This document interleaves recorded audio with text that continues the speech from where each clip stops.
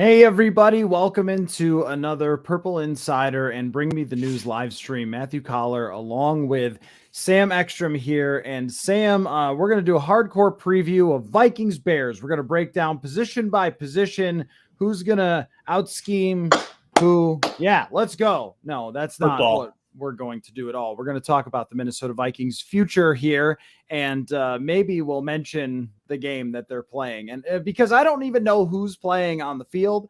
Well, let me ask you this question actually to start, because there is a single question about Vikings Bears, which is, should they play the backups and the young players in this game? I think the argument for doing so, Sam, is that there are a lot of guys that need development and need reps to play in real football games that haven't gotten an opportunity yet. There are players that fans actually might want to see, like, just for example, Cam Bynum or, I don't know, Kellen Moore.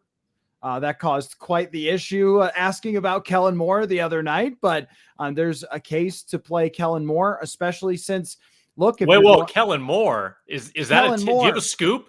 Do you have a scoop on the next coach? All right, sorry. Oh my goodness. I was thinking about breaking news. Yes, I was thinking about coaching candidates and Kellen Moore. We'll get to that later. That pertains to my game. I am sorry. Kellen Mond. No disrespect, Kellen Mond. I'm not Mike Zimmer. I'm not disrespecting you. But so Kellen Mond, I apologize, playing younger players, Amir Smith-Marset, Kene Nwangwu, guys who might matter for the future in some way, could get a look.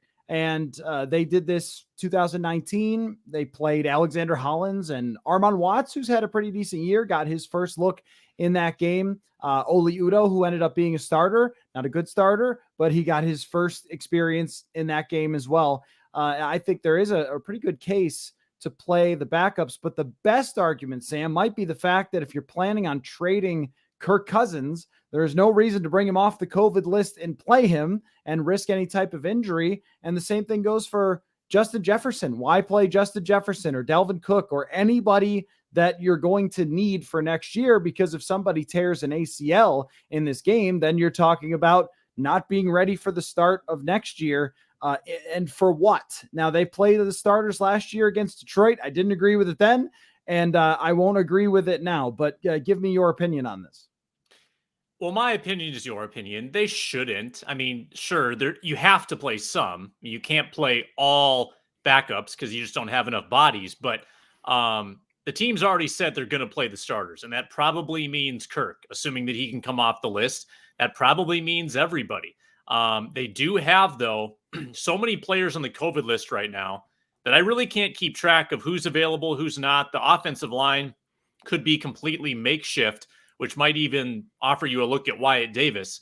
But they should be playing Kellen Mond at minimum. I mean, I get that week 17, or in this case, week 18, can often be misleading. Like that 2019 game you alluded to, where they appeared to draw meaningful conclusions about Drew Samia and Oli Udoh and Armon Watts, and they cited that game as evidence why they were good players. And I think that's kind of a bunch of hooey. I mean, to judge one meaningless game, and this is what the Vikings do, though. They just handpick like a college game and say, that's why we drafted that player. Or they point to the Kirk Cousins against the Seahawks when they signed him. We loved what Kirk did in Seattle when he was a member of Washington. That's why they kind of get fixated on small sample sizes, which is just an unhealthy way to evaluate. So I'm not that caught up in like the rookies need time, but what you said is relevant. Like, Kirk Cousins can't afford to get hurt. And I know he's not the injury prone type, but he probably shouldn't play. It probably is more valuable at the quarterback position, especially to give that rookie a look. I'm not too concerned about really anywhere else. Do what you want. I mean, it doesn't matter either way to me that much. But at quarterback, just let Kellen Mond play. At least he gets to play against starters, which is better than preseason. And if Mike Zimmer doesn't seem to like Kellen Mond and doesn't think he's very good. So maybe Mike Zimmer wants to make a point and actually show that he's not good and play him and make his point that way, that, hey, this is what we were dealing with. I washed my hands of the whole Chicago or the whole Green Bay fiasco.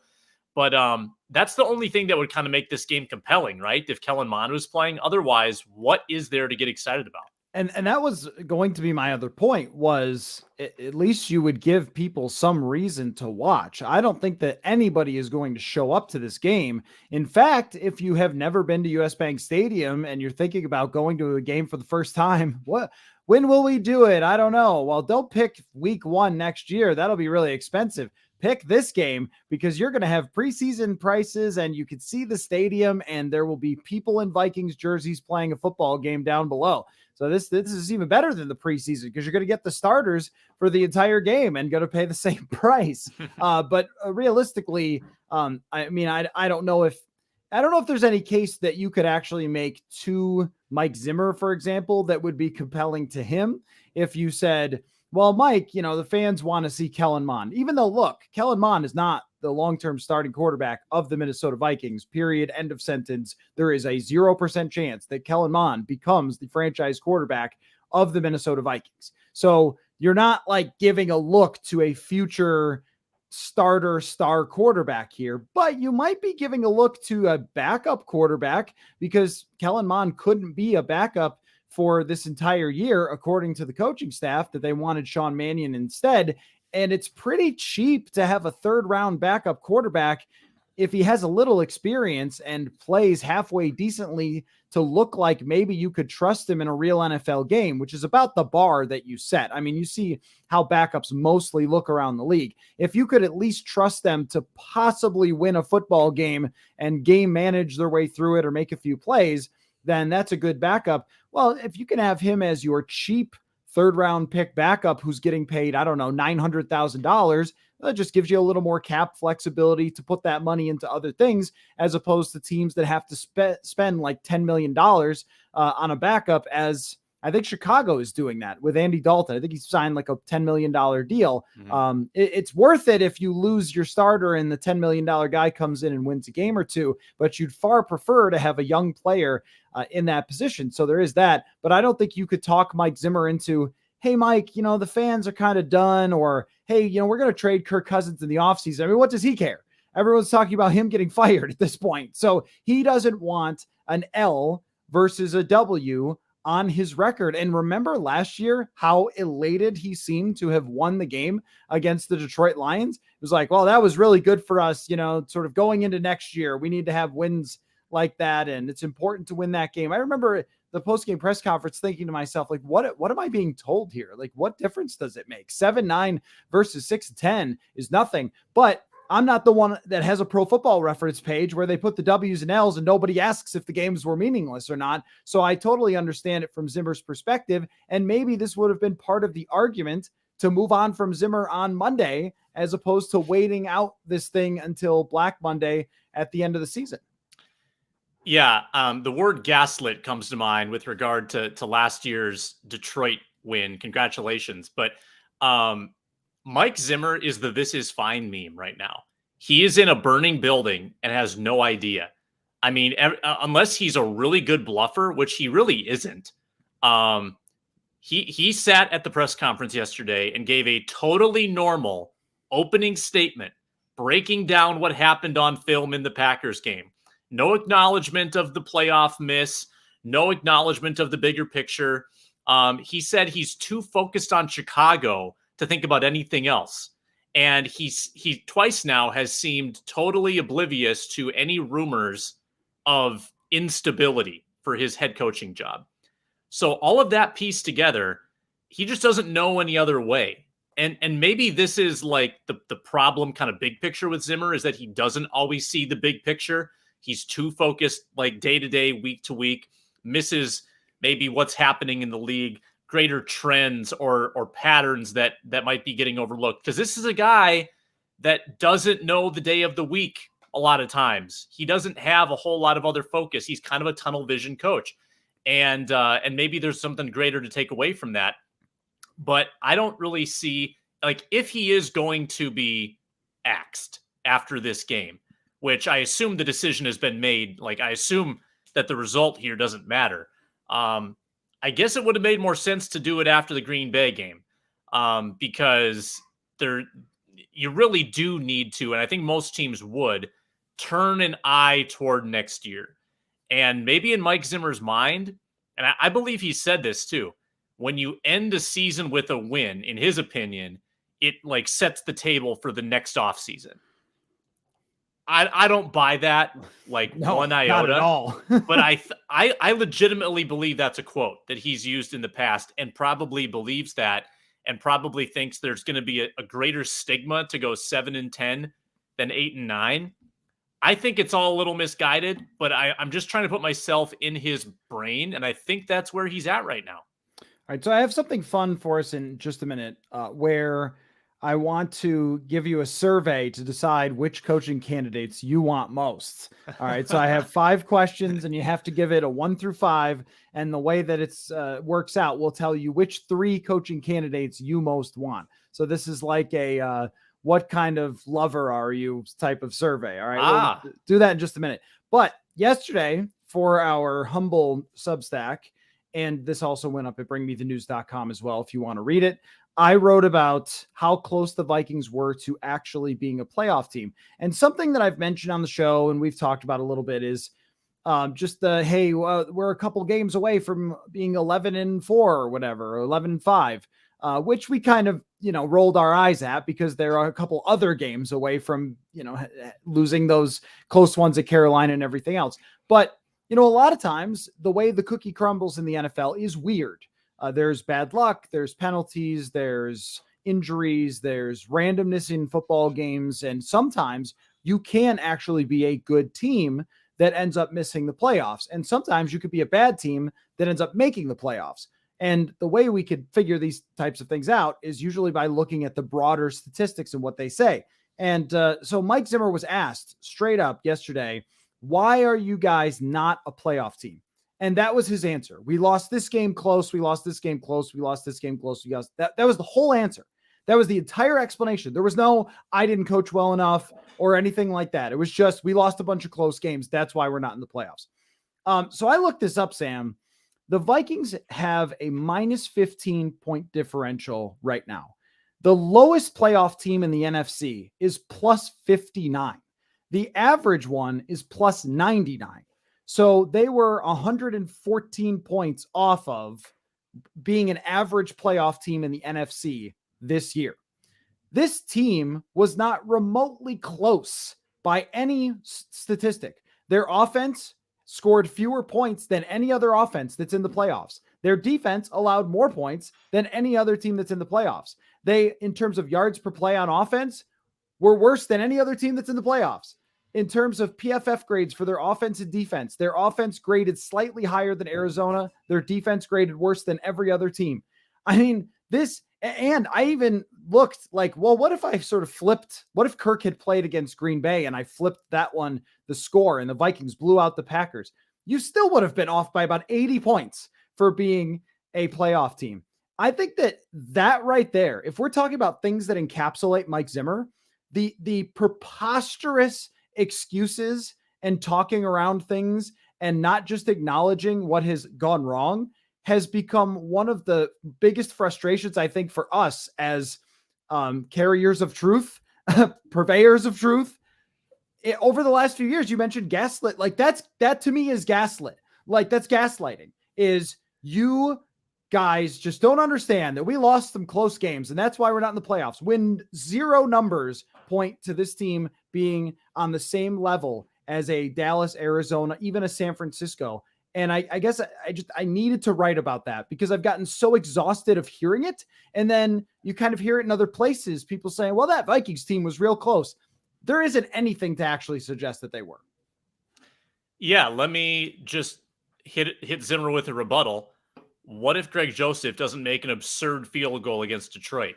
What if you lose a coin toss against Carolina? What if Pat Freiermuth hangs on to a ball in the end zone? It can go both ways, and you could be 4-12 by that logic. That's craziness. I mean, that just doesn't add up. There hasn't been accountability taken for the defense. And you know what? I think last year we gave the Vikings a little bit of an injury out And their roster was just bad. But we gave them a little bit of an injury out because we said, well, the roster was razor thin, and then they lost these guys, and man games lost would suggest that they did have pretty bad luck. Looked at their man games lost today, which is, just for those that don't know, it takes into account the quality of the players you lose, how long you lose them for. The Vikings are right in the middle. I mean, it's not like they've had that bad of injury luck. And the quality of the players they've lost, while they did lose a very quality player in Danielle Hunter, overall, it's not that bad. And it's nowhere near Green Bay. Like, the size of the Green Bay bubble in the man games chart is crazy. They've lost a ton this year, and they still have 13 wins. So it helps to have Aaron Rodgers as your quarterback. But the Vikings can't really lean on, like, injury bad luck. They can't lean on turnover bad luck. And they can't even lean on the excuse Mike Zimmer is making, which is one possession loss luck, because they've had plenty of it themselves. And the one possession game record is, almost even 6-8. So at best, you even that out to 7-7, and they're still below 500, or they're at 500. So it really is not a conversation that has any basis in truth or reality. And they're a well above average kicking team this year. They had that excuse last year that Dan Bailey melted down and they were the worst kicking team in the league. This year, they've been totally fine with Greg Joseph overall. Here's another way I looked at it. I tried to look at it every way I could to find any evidence that this take was legitimate. I even looked at the total yardage for all of the one-score games, because think about it this way. Like, if you are getting way more yards than another team, and you lose the game by one score, by a field goal or something, then maybe it was just bad red zone luck, or it was a fumble or something else like that went wrong. They'd be 7-7 by the yardage battle, which I think in a one score game usually tells you a pretty good story, except for maybe the Rams game. They out yardaged the Rams because they were down 2 scores most of the game. But if we eliminate that one, because that was the one where it wasn't back and forth, they were way down and they were playing at the end and getting a bunch of yards. I mean, you're talking about 6-8, the same way that is your record. So even by that way of looking at it, it's the close games went 50-50 right down the middle. Some you won, some you lost. Now, here's another question off of my little research to try and figure out if there was anything to this. The Vikings defense by Pro Football Focus grades overall 19th. They are 24th in points. Now, one way that you can try to figure out coaching versus roster is to look at how the individual players grade and how much they got out of them. So I'll give you an example. Let's say a quarterback is throwing to wide open receivers. By the PFF grades, they don't give the quarterback a ton of credit for throwing to, say, a screen that goes for 50 yards. Like, that's where the box score gives it a ton of credit, but not the PFF grade. So if you are scheming up a bunch of great plays that are easily executed by the players, you would see a higher performance than the grade. So the grade is 19th for the Vikings defense. Their points allowed is either 24th or 25th. This may have changed 25th. Last night. 25th. Okay, so it's 25th. So they actually performed worse in terms of how many points they allowed versus what the performances were on the field by the PFF grades. And with the offense, it was dead on. It was 13th versus 14th. So they got exactly out of the performances what you would expect in terms of the points. But I saw someone say something about how, Mike Zimmer has still got it as a defensive schemer and coordinator and teacher. I just don't think that that's the case. I don't think that over the last 2 years, he has gotten more out of. It's either less or exactly on. And the reason that you have him is to get more than you have. And I don't think that they have done that. I would like your opinion. Yeah, I mean, just thinking of it player for player, let's look at the acquisitions. Did Patrick Peterson go back to his all-pro form? No. Did Xavier Woods have, any better luck here than in Dallas? No, I think he was average, sometimes good, sometimes bad. He was a step late a lot of the time. Nick Vigil was about exactly as you expected. Good coverage guy, bad run stopper. The defensive tackles, and remember, they were very good in their previous places. And this year, they've been good with the Vikings. Occasionally great, mostly good. I wouldn't say they were like Pro Bowl deserving. I looked all around and I see instances like that where people played sort of at or below the levels. Bashad Breeland was below the level. And then some of the in-house talent. DJ Wanham did not get better. Eric Hendricks got worse, oddly. Anthony Barr was kind of in and out of the lineup. He was fine. But like, who really had an Anthony Harris kind of season or an Eric Wilson kind of season where they were excellent out of nowhere? Not really anyone. I mean, the best you can say is that James Lynch got a little better. Armon Watts got a little better, like, fringe backups. So I'm in full agreement with you that, if you look up and down this roster, there was very little overachieving. The talent is, in large measure brought to you by Spielman, and it's your job to make it better. And they brought you bad talent and you didn't get them better. So it's sort of a two-pronged failure there. The run defense was bad. The pass defense was bad whenever it mattered.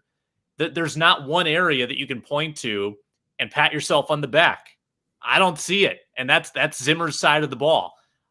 So great numbers by you to support the premise that this is very much a 7-9 team. Yeah, I think that the sacks and the third downs are kind of it looks like, scheming up pretty well there. But I also think that the quarterbacks that they played against have as much to do with the sack numbers as anything else. Ben Roethlisberger, anybody watch last night? Oh my gosh. Like, I think he's worse than what Peyton Manning looked like at the end. Mike Tomlin, give him coach of the year for getting a plus 500 season out of that. That was gross. I think there's got to be quarterbacks who are playing Division III who could throw 46 passes and get 120 yards in the NFL, right? I mean, they have good receivers. That's the crazy thing is that, that's how bad Roethlisberger is at this point. They sacked him a bunch of times. They sacked Justin Fields. He's a rookie who takes a ton of sacks. Like Jared Goff, I think they sacked a few times. Well, that's Jared Goff. He always does that. So oftentimes the sack totals have to do with what quarterbacks you're facing as opposed to how good you rush the passer, unless we're talking about individuals from, like TJ Watt or something like that. Can we play a quick game before we go to this, the coaching game is just like what happened to that dude is the game. Mckenzie Alexander is what happened to that dude. Of all the Vikings who have played in football games this year for more than 200 snaps, Mackenzie Alexander is by far their lowest graded player, a 40 grade from Pro Football Focus, which is an atrocity. He allowed 117 quarterback rating into his coverage, 73% completion percentage. Like his previous numbers in the NFL were totally fine. And when they signed him, we went like, oh, good. Yeah. Okay. Mackenzie Alexander's back. That guy can play. And he just was off the face of the earth. And I had two theories on this. Mm-hmm. The one would be that the teams they played use slot receivers a lot, use motion a lot. The Rams, the 49ers, things like that. Oh, now you got to make a dog pun. Hello to Captain the dog. All right. Vikings didn't have many captains on that defense. Oh, there you go. But Mackenzie Alexander was one of the worst corners in the entire NFL. He actually graded lower than Bashaud Breeland for this year. Like, what happened? I mean, that's my theory is that teams started attacking him much more than they were before with motion. They played those types of offenses, McVay, LaFleur, Shanahan this year a lot, and those attack the slot all the time. But wow. I mean, he was thought to be like a nice little cheap signing, and it turned out to be a complete mess. Yeah, I mean, maybe he was a little insulated by a much better defense when he was here the first time. Like that's one theory I would have, where the corners around you, Trey Waynes, Xavier Rhodes, are much better than the corners they had this year. And that's weird to say about Trey Waynes, but he probably would have been an upgrade. But the physicality wasn't there either. It seemed like he was a much more physical corner in the run game. Sometimes they brought him on blitzes before, and they really didn't do any of that this year. And he was healthy. It's not like you can blame injuries either. So I don't know what happened with that other than, if he was insulated by a better defense before, exposed by a bad defense, and sometimes badness just begets badness where, you get guys running downhill, you're trying to tackle them, and it's harder when you're facing that more often than usual. So he was exposed, and I think your theory about the slot receivers is very good as well. There's so many big slots nowadays. Devontae Adams in the slot, it's not fair. Like that deep fade that Rodgers threw in the first quarter the other night was just impossible to stop. I think they had him against Kupp a few times. That's a complete mismatch. And you saw that a decent amount throughout the year. So we said before the season that of the 3 corners you signed, 2 had to be like hits. And I think you had 2 whiffs and 1 like single in Patrick Peterson. Hendricks, you mentioned not having the same type of year. I just checked on PFF, 23rd among linebackers, which is not where we generally expect Hendricks. We usually expect him to be all pro, top 5. And I look, though, what's interesting about Eric Hendricks, and this, when you talk about how defense is like every player is impacted by every other player, this is a great example, I think, because Hendricks was 6th in the NFL in PFF grade in coverage. So elite, as you would expect. Those are things that he can control in coverage. But in terms of run defense, one of the worst in the entire league, 43rd out of 49 linebackers, Eric Hendricks, that played, X number of snaps to be a full-time starter. Or maybe I didn't search it enough. But, 43rd is not where you expect him at all in run defense because he's a good tackler. But the fact that they could not stop anybody in the run game, I think there were a lot of guards coming at him full speed or tackles coming at him full speed that were not in the past when Linval Joseph was in there. And one thing I thought of was just how much Danielle Hunter and Everson Griffin impact the run game. And we didn't think about that a lot. I mean, now this is not to excuse where they were at, but Eric Hendricks not performing to his level sort of makes your point that just everything had this domino effect this year, and not just off of Danielle Hunter, because they weren't playing well when Danielle Hunter was in there, but just off of everything. It was like there was this bleeding gash, and what the head coach, who's supposed to be great at adapting, is supposed to do is put a tourniquet on it, and he just didn't. It just kept bleeding. And I was thinking about the Kansas City Chiefs for this, and Steve Spagnuolo. The Chiefs defense was a laughingstock early in the year. And Spagnuolo flipped some switches, and then all of a sudden they've been solid. I mean, not against Joe Burrow the other day, but mostly solid for the rest of the year, and won some games that maybe they shouldn't have even won the way their offense was playing. That's what you expect of the Zimmer defense.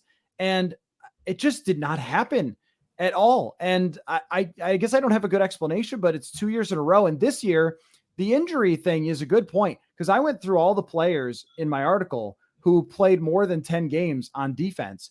And it's almost everybody. I mean, Hendricks, Smith, Tomlinson, Barr, Peterson, Breland, Alexander, Wanham, Woods, all these guys played at least 10 games. So it was, I guess, if you're talking about what would have been the last argument for Mike Zimmer, it would be like, well, the guy still got it as a defensive scheme. But I'm not sure that he does. Yeah, it's puzzling because I think you mentioned some of the schemable downs where he was quite good, like third down, opportunities to get sacks, red zone. That was all okay. So maybe he still has a few bullets to fire, but between the 20s, it got pretty messy because teams are no longer as predictable as they used to be when Mike Zimmer was accustomed to stop the run on first, stop the run on second, send the blitzers on third down. Have a big nose tackle. They'll run up the middle right at you, and the guy will like bear hug him. That's how it works. It doesn't work like that anymore. Teams are running to the edge. You pointed this out all year long. The ends and the corners, who typically would snuff those out in years past, couldn't do that because they were getting blocked by tight ends and wide receivers, which exposed the linebackers more. And Eric Hendricks was pretty abysmal at tackling this year. And like in the Packers game, he was missing some run fits and just kind of looking really disjointed, which is atypical. And I think he was due for regression because it's almost impossible for a linebacker to play at that peak level for 3 consecutive years. It just doesn't happen. I mean, he was due to regress a little bit to the pack. And, the defense's expected points in run defense, dead last in the NFL, like not even close to the next worst team. So there's some serious flaws on this defense, and whether it's schematic or talent, I think there's probably, it's a Venn diagram and there's some overlap there. And I think that has to be part of the evaluation when looking at this coaching staff that, hey, you kind of didn't really find ways to fix this. And in fact, it only got worse for a second straight year as it went on. And that has to be a part of the equation. Well, and for a long time, I had been saying throughout the season, look, I understand that Zimmer is getting a lot of the criticism, and I'm pointing more toward the roster. And I would still say that it's talent over everything all the time. Like, it's Aaron Rodgers' talent over everybody else all the time. That's why they're 13-3 and you're not 13-3. End of story. But Matt LaFleur sure has gotten a lot out of Aaron Rodgers these last few years, right? And the thing with Zimmer that we would always look at is, well, look, I mean, there are some really bad coaches in the league who are total disasters. Look at this guy's meltdown. Look at how bad this team performs versus expectation, everything else. But that's them now. They're not performing above expectations defensively or even above what their talent has done. And this last set of press conferences is like, oh yeah, okay, well, this is Joe Judgian or Urban Meyer-ish. So like this, recently, this has looked like the disaster coaches in the league, where early in the year it was okay, they're fighting, they're playing against this team and winning or getting that Green Bay win and so forth. But over the final run of the season, which so often has been the case with this team, 2016, 2018, here we are again, even 2020, where they have a chance to make the playoffs and then give up 52 points. It's like there are so many times where they look like they're coached by Urban Meyer as opposed to somebody who's supposed to be, somebody who is one of the longest tenured coaches in the league. And so that's where that defense that I had brought up throughout the year has disappeared. All right, so let's play this game. Are you ready? Yep. Here's what I've done. I have 5 questions. You need to give me 1 through 5, and I'll give you the parameters to how to decide that. And then your answers, what they add up to, will give you 3 coaching candidates, and you can talk about whether you like those candidates or not for the Vikings head coaching job, which, we'll see if it's available on Monday. So let's start off with the first question. How much experience would you like the Vikings new coach to have? Less experience would be 1, and more experience would be 5. And of course, you can pick anything in between there. How much experience for the new head coach? And you play along at home. Feel free to send your answers. Can I use decimal points, Matthew? No, you cannot. All right. 3. Also, how dare you? All right. The next one. Offensive or defensive minded coach. A 1 on that side is offensive. 5 is defensive. 1. All right. So you're all is in there on the an offensive in-between coaches. for that, really? Yeah, I think so. I think that it's like, how much do you care about that? Is if you only want an offensive coach, it's 1. If you only want a defensive coach, it's 5. And if you're kind of on, in the middle, it's like 2 or 3. See what I'm saying? You're going to stick with 1? I'm still 1. Okay, 1. Would you like your coach to have worked with an elite quarterback before? 5 is absolutely yes. 1 is does not matter at all. 2. Okay. Do you want your coach to be from a legendary coaching tree or have worked directly underneath a coaching legend? 5 is absolutely yes. Give me the legendary coaching tree. 1 is do not care about coaching trees. 3. Okay. And how enthusiastic would you like your coach to be? 1 is Mike Zimmer, and 5 is, I don't know, Sean McVay. Yeah, I was going to say McVay. I hate saying 3 so much, but 3. Okay, 3. So let's find out where we're at here. So we have 3, 4, 5, 6, 7, 8, 9, 10, 11, 12. All right. So your coaching candidates, and I'll take you through all the different levels. Your coaching candidates are Byron Leftwich, Nate Hackett, and Kellen Moore. Now, here's what you could have ended up with. A 5 through a 9 was Patrick Graham, Matt Eberflus, or Brian Dable. Your 10 through 14, which is where you landed, Leftwich, Hackett, and Moore. 15 through 19 is Doug Peterson, Eric Bieniemy, and Josh McDaniels. And 20 through 25 was Pete Carroll, Dan Quinn, and I threw in Gary Kubiak because, he may have been coaching the team anyway from Texas. I'm not really sure. Wow. That is elaborate. Yeah. Oh, yeah. I spent some time on this, and I was like doing a bunch of practice ones. Like, if I say this, then where will it be? So you ended up exactly where I ended up as well, which is in 10 through 14, Leftwich, Hackett, and Kellen Moore. Leftwich is the guy that I've continually brought up because if you're handpicked to coach Tom Brady and then you win a Super Bowl with Tom Brady and you work under Bruce Arians, just one of the best, flat out best coaches in the NFL, I'm impressed. If you're handpicked by him. Nate Hackett, though, offensive coordinator for the Green Bay Packers, a guy who's been around. He was the offensive coordinator when the Jags got Blake Bortles to the AFC Championship. He is a 5 out of 5 on the Enthusiastic. I covered him in Buffalo when he worked with, was it with Doug Marrone there? And then Kellen Moore, who you know. So how do you feel about your group of coaches versus the other groups? Yeah, I already forgot the first one. The enemy? It's Leftwich, Hackett, and Moore. Leftwich. No, Leftwich. I love Leftwich. Sorry. I think Leftwich is one of my favorite potential hires because number one, been around the block, obviously like has kind of a player's mindset. I think players will respect that. I love what Tampa Bay stands for offensively. I think that they get it. They get it with regard to like what you need to do to win, what you need to do to be a Super Bowl team, that passing is everything. And he's got an Arians influence, which I think if there was going to be like a coach I'd want someone to learn under, it would be Arians. That's probably number one for me and maybe for you as well. Not sure where you stand. Hackett, I respect the Bortles success more than anything he's doing in Green Bay. And that would also be my worry, I guess, with the enemy is that you can look so much better with a Hall of Fame quarterback and that it can really cover up a lot of flaws. And that's also kind of the risk of being with a legendary coach and coaching tree, which I was also a little hesitant about. But I do like that Hackett has been under some different schemes. And I think that was sort of the Kevin Stefanski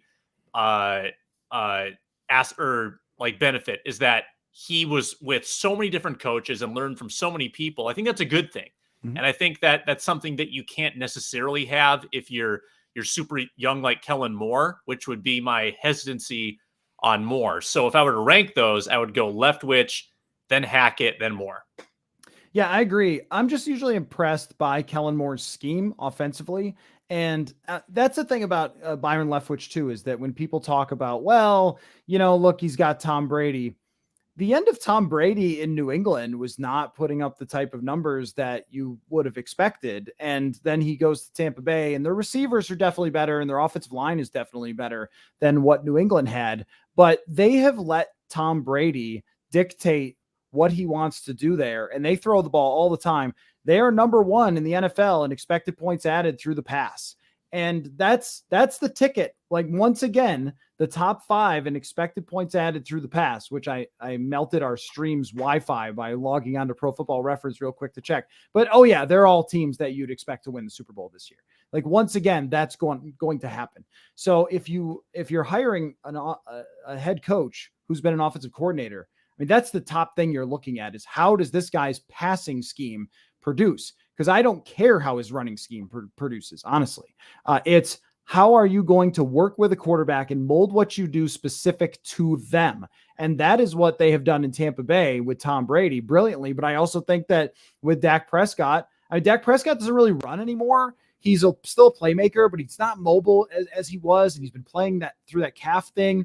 And yet they just continue to throw the ball so effectively. And I think a lot of it is good receivers, which the Vikings will have next year, and then scheming those receivers open, which Dallas has done really brilliantly. I think all of these guys, though, I do think one of the things that I like about them as the candidate list is they all, and everyone on this list mostly does, but they all have a lot of NFL experience, whether it's playing in the NFL like Kellen Moore and Byron Leftwich did, and then transitioning over to the coaching, or Nate Hackett, as you mentioned, who's been in a lot of different places. He was in Buffalo, and then he was in, Jacksonville, and then, on to Green Bay. And again, if you're Matt LaFleur and you're picking someone to work with Aaron Rodgers, like this matters to me that you're picking somebody who's got to work with the most temperamental and frustrating player, maybe in the NFL, not named Antonio Brown. And yet, Nate Hackett has been able to manage that. I mean, Mike Zimmer can't manage Anthony Barr, who's the most like low-key, soft-spoken player, and yet he found a way to manipulate him a few years ago. You can't have that anymore.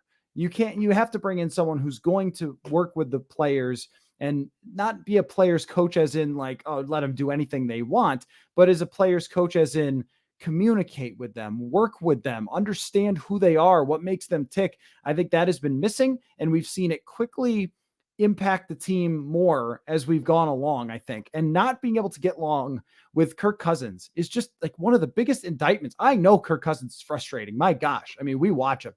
He's frustrating to the receivers. He's frustrating to the linemen. He's frustrating to the coaches.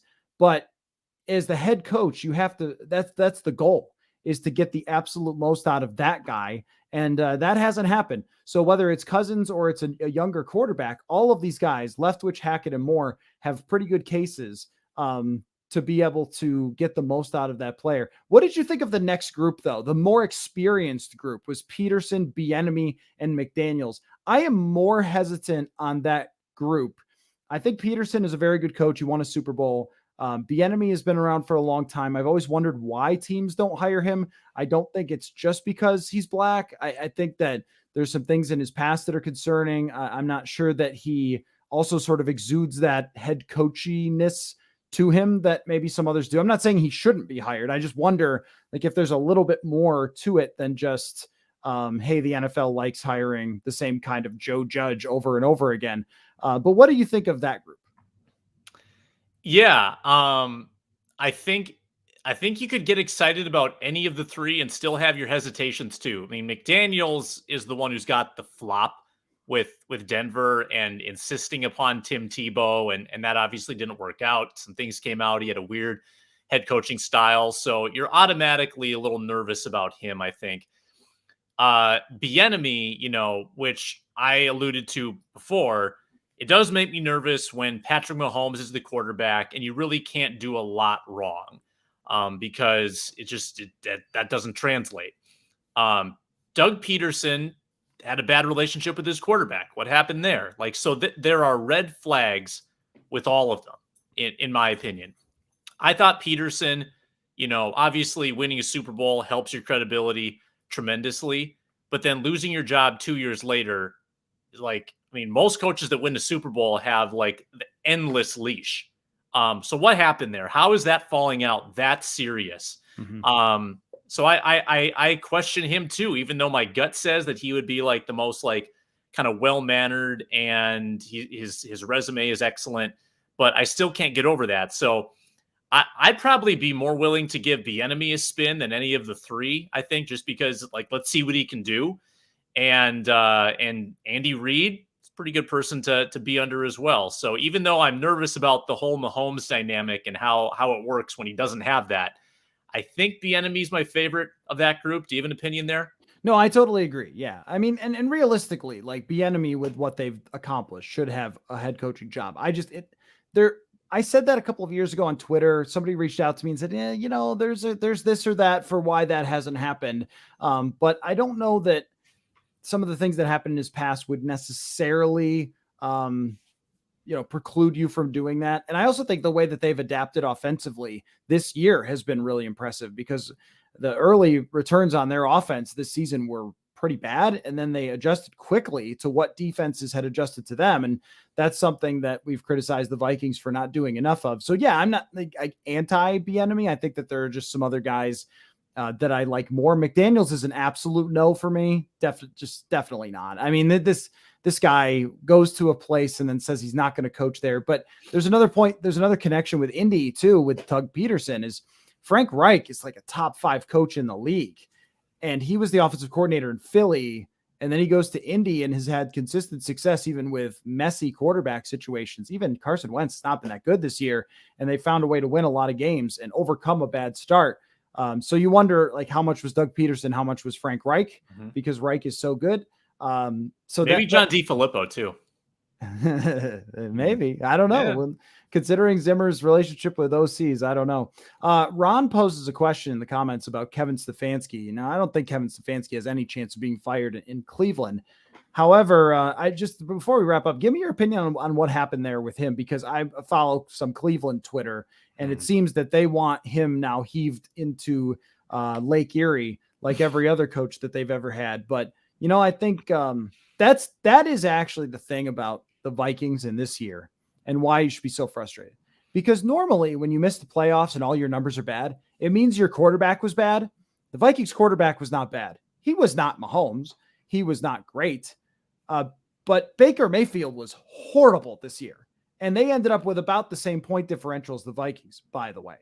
But that's what happens when your quarterback plays hurt and it's terrible and throws, what did they have in the graphic last night? The most interceptions since whatever year for Baker Mayfield.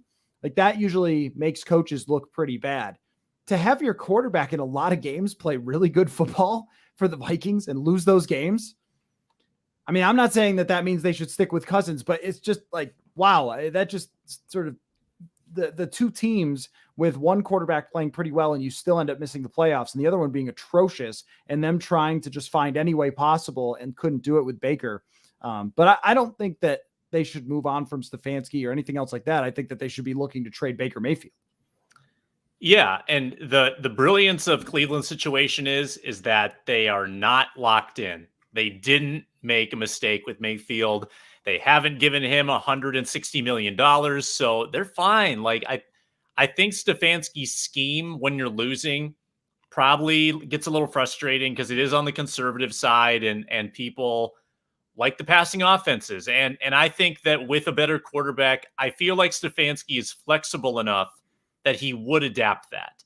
They had the Beckham stuff. Their wide receivers were hurt constantly. I mean, it wasn't just that Mayfield was bad, but it felt like he never had anybody to throw to. Like Landry was in and out. Peoples-Jones was in and out. And obviously Beckham really never played. So great running game, great offensive line. There's a foundation there offensively. You just need to get the important positions figured out, which are wide receiver and quarterback. And that wasn't the case this year.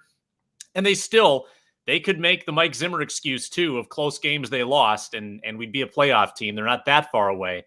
So I mean, how quickly Cleveland forgets where they used to be.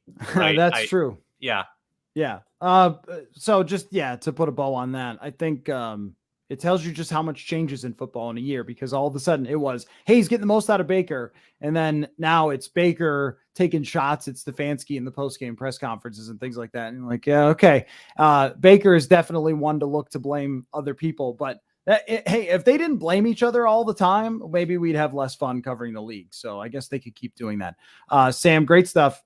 Fun as always. And if you want to tweet me at Matthew Coller or at Purple Insider, if you go back and take the survey, I can give you the questions one more time. It's how much experience do you want your new head coach to have? Offensive or defensive minded? Worked with an elite QB? Do you want him from a legendary coaching tree? And how enthusiastic do you want him to be? So if you want to send me those, it'd be fun. And if you're watching us for the first time here and you haven't listened to our show, normally Purple Insider, wherever you get your podcasts, just type it in. And you will find us, Apple, Spotify, all those things. And purpleinsider.substack.com is where you can find our daily newsletter. And just one more, our work is also featured on Bring Me the News. So thanks to Bring Me the News as always for hosting us. And boy, the next time we talk on this thing, there's going to be a lot to discuss. So thanks for your time, Sam, and we'll catch you all later. Thanks.